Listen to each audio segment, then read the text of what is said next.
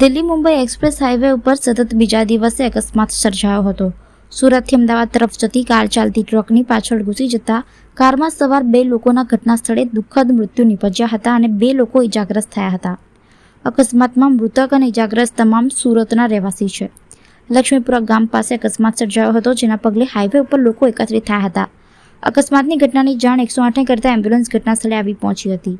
અકસ્માતની જાણ તાલુકા પોલીસ થતાં તેઓ પણ ઘટના સ્થળે આવી પહોંચ્યા હતા અને આ મામલે કાર્યવાહી હાથ ધરી હતી। પાદરા CSC ખાતે મૃતકોના PMની કાર્યવાહી કરાઈ હતી, જ્યારે બંને ઇજાગ્રસ્તોને સારવાર અર્થે ખસેડાયા હતા।